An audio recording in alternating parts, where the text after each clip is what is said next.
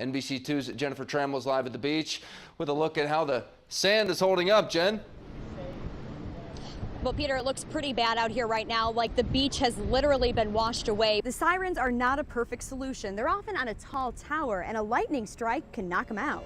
This area used to be completely flat, but last year crews came in, they dug out this water detention area. So you go down quite a few feet here, and there are drain pipes, big drain pipes buried underneath the ground. As the economy drops, more and more people struggle to feed their families. But this isn't a story of the past.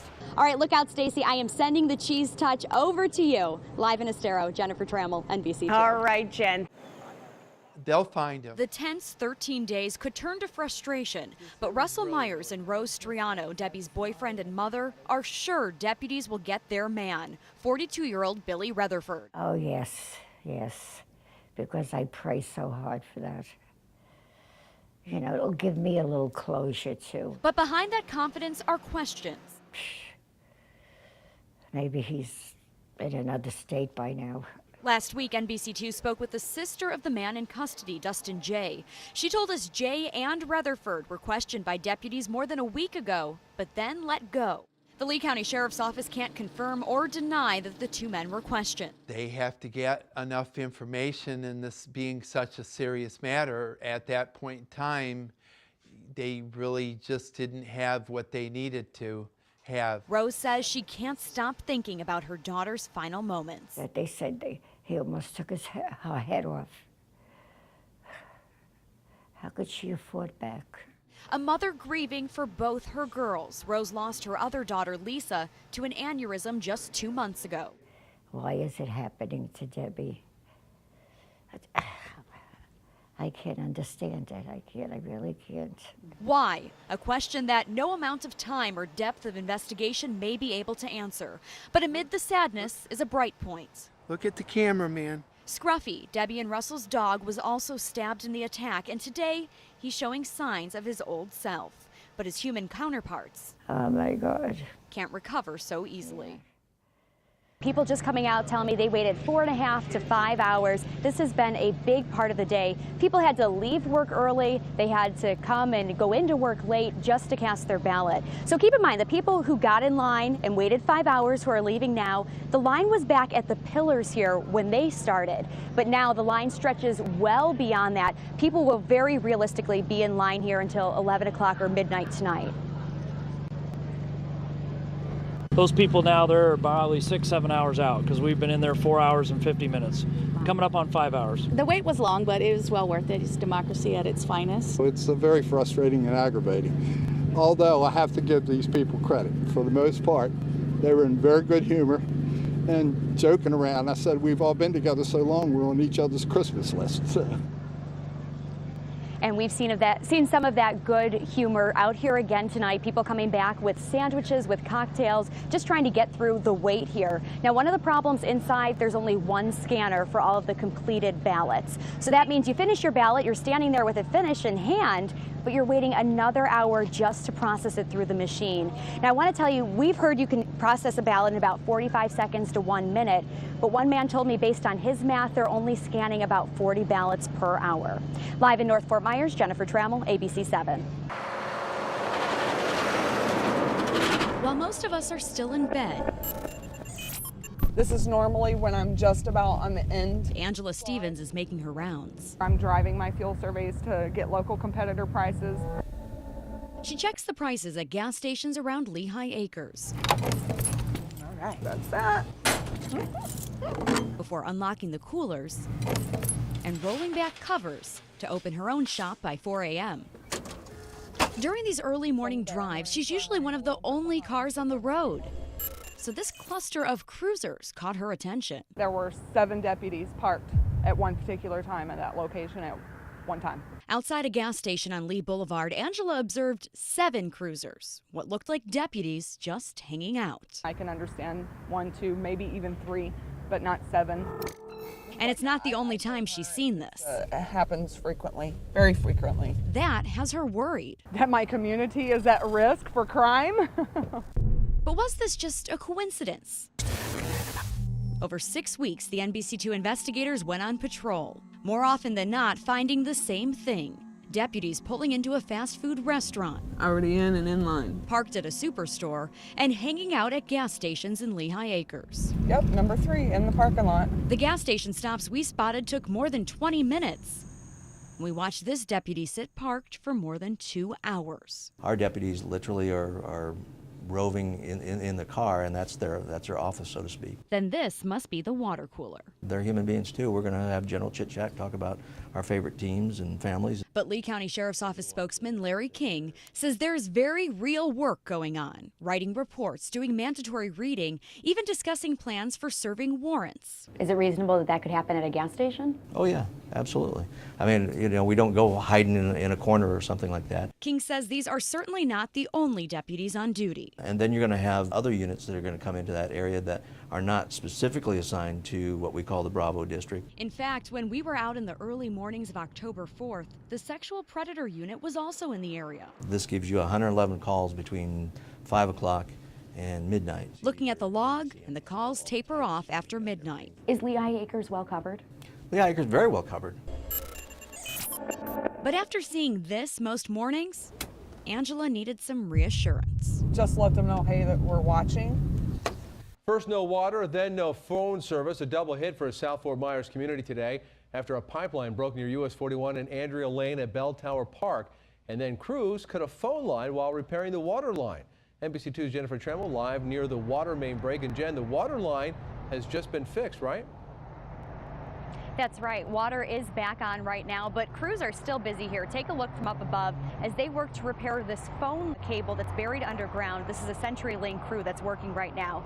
Businesses in the area spent the whole day without water, and those business owners tell me it costs them big bucks.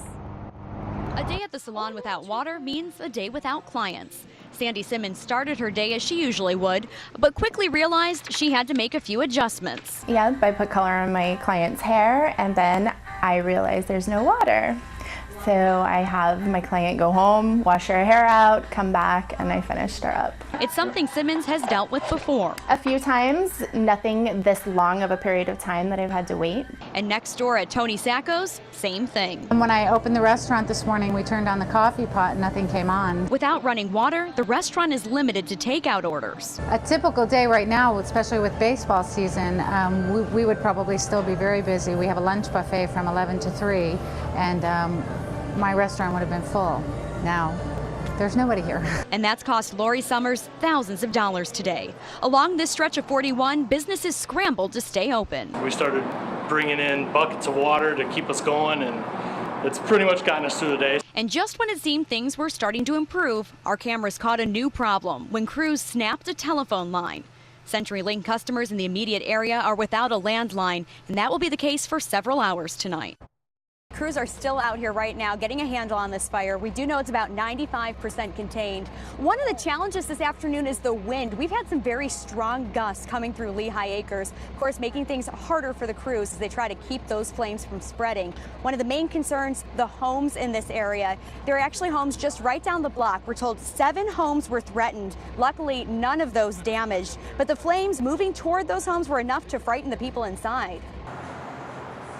This also had a feature that I thought was so pretty. Yeah, I obviously think it's beautiful. Spencer Cordell has been reflecting on his 3-year relationship with girlfriend Shatrita. I know I got excited when I saw this one. And he's ready to pop the question. I can't imagine spending my life with anybody else. But nothing can kill romance faster than finding you've been duped. To the naked eye, it looks beautiful. Third-generation gemologist Brad Congress showed us one example. I believe that it's about 2 grades down. That is clearly not the diamond the paperwork makes it out to be. They call that the cut on this one is in the excellent category. I put this under the scope. It looks like a butcher went after it. It's so bad, Brad invented a new term. It's very misleading. Diamonditis. That's when your diamond does not match your paperwork. The diamond lost half its value, dropping almost $4,000. Because of inaccurate grading. Most of the time when you buy a new diamond, you get a grading report. The clarity was off. The Jewelers Vigilance Committee, which helps maintain standards in the industry, says the reports are useful, but be careful. It's important that consumers ask a lot of questions of the jewelers that they're purchasing from. And this is a modern square type. If they think that something is too good to be true, it probably isn't true. Everything Everything has to be perfect. The JVC can tell you if they've received complaints about a lab. One may think this is your diamond again. It's not. And make sure you're buying from an American lab. The client has the right to go back and question and say, listen, I have a problem with this. But if you deal with a firm that's overseas, you're out of luck. As for the diamond itself, Listen, trust but verify. don't be afraid to ask the seller about it. Ask them the question, do you agree with the quality and clarity that you're representing? And if the seller won't show you the diamond under the microscope. Big red flag. So this holiday, I have a feeling something that classy, you're going to get a yes. ask careful questions while you're shopping. Well, I think it's going to take a breath away. As she. Before you ask, What you got, Tristan? Ooh, what is it? the biggest question. What you got? Tree? Will you give me the greatest Christmas present ever and marry me?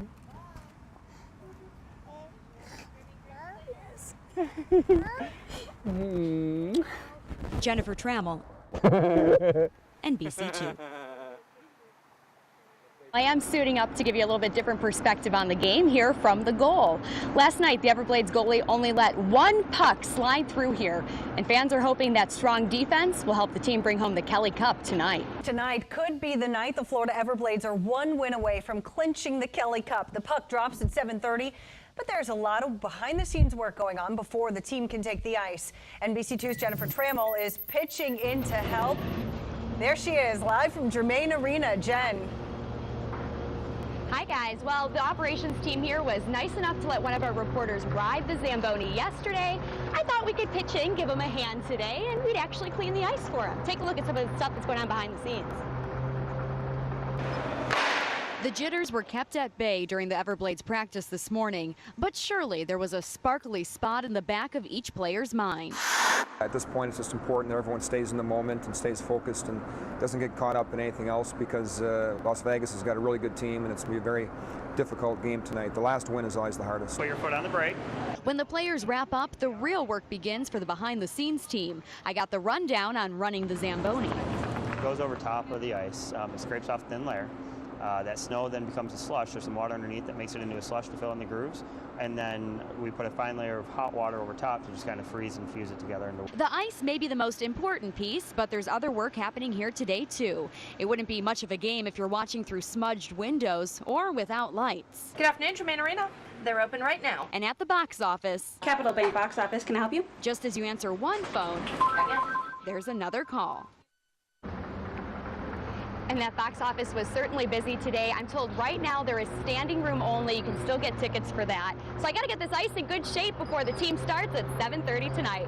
Live at Germain Arena, Jennifer Trammell, NBC2. Great job out there, Jennifer.